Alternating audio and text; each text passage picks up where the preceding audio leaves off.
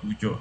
Koro ma dhi kelo lwasi maber, jotend jopinjewa dhi keto lwetgi kuom ere mise minyalo keti mondo mi joket mwandu ma kaka private sector to gi sirikal nyalo winjore ni magi e yore mwanyalo keto mondo mi wane ni e pinjewagi waketo tudruok makende aeto gi dho ngere waluongo wa automate yorewa mag timo ohala. Ma achiel kuom gima gidhi keto e kokgi kawuono. Kendo mar ariyo, yiena mondo awach ni jotend migepe, jotend piny ka dhi romo, gidhi keto lwetgi e weche mag mise motegno mag rito alworawa kata borders, mondo mi weche mag kwe obedie to gi chenro mag kelo kwe e pinjewagi te mag COMESA gi keto tripartite cha winjruok mar riwruok mar EAC, COMESA to gi SADC mondo mi otegno mondo chak tich, nikech pinje moko ing'eni ne onge e COMESA to moko manie COMESA moko be onge SADC, moko be onge EAC. Koro ma dhi keto ma dhi promote gimiluongo ni intra and inter-Africa trade. Machielo ma gidhi keto e lwetgi en winjruok e kind the private sectors to gi SMEs and government agreements, kata partnership, not agreement. Ere kaka joket mwandu kata industry players manie pinje COMESA gi ere yore ma ginyalo tiyo godo gi sirikandgi mondo mi ohala omed ting'ore malo kwaketo lwasi makare ka waketo wechewa mag industrialization odhi malo, ma idhi wuoyie. Machielo ma gidhi wuoye en jo SMEs, iluongo ni the SMEs engagement, nikech kaka ing'eyo Joyce, kwa mfano Kenya joma timo ohala mang'eny ahinya 87% gin jo informal sector, yani jo ohala matindo tindo ma kata kidhi yo Sirare kocha, idhi Busia boda kucho, idhi Kisumu ka iyudo ka jok mago ohala ma ka piny orunie to mane gima ging'iyo jo informal sector gi. To informal sectors gi COMESA dwaro mondo mi ging'i kaka ginyalo tego the SMEs, jo ohala matindo tindo gi, mondo mi obed gi teko mar chiero owelni e gwenge ma giaye.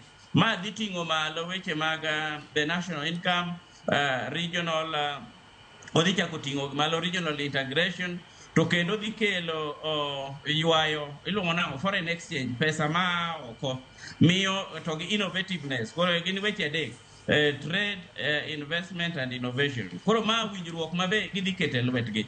Machielo mana dwa na wuoyie en weche mag iluongo nang'o, nitiere gima giluongo ni communique ma giloso ka romo ni rumo, iluongo ni the monitoring of this iluongo nang'o, monitoring and implementation framework.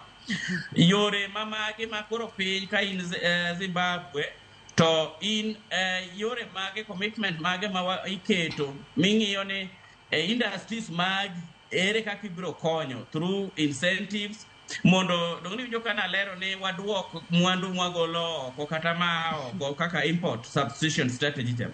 Magi presidents dhi kete lwetgi mondo mi giwinjore ni in ka in president mar Tunisia kata mar Somalia onego bed ni identify local industries, ere kaka idhi support local industries, migepe kata masindewa makonyo loso mwandu mag piny.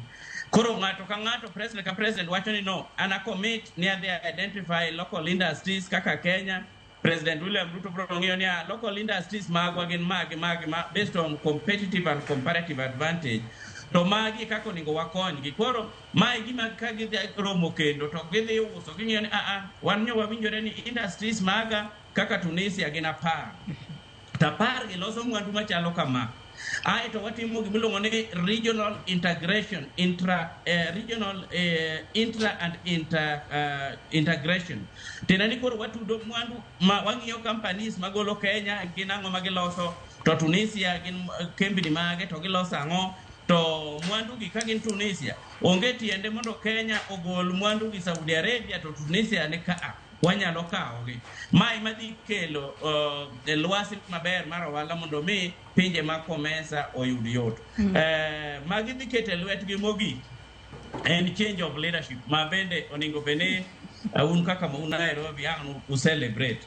Koro wang'iyo ni handover mar leadership ne President William Ruto mondo mi koro okaw ayanga ng'wejni ma onge tripartite kaka SADC gi Komesa gi EAC be pod en jakom mondo mi otegno kabisa ma ang no timre nyasi makende kawuono dala mar Kenya, to magi ang ne giketi e lwetgi mondo mi ging'i kaka trade policy influence mage gin weche mage ma jo president wa koro koka komni dhi ng'iyo toke gachiel ni gwenge ma Komesa gik mowinjruok gi kata dho ngere luongo ni resolutions oket commitment, jotelo te mag pinje gi osign agreements, giketo commitments mondo mi lwasi go odhi e yore maber.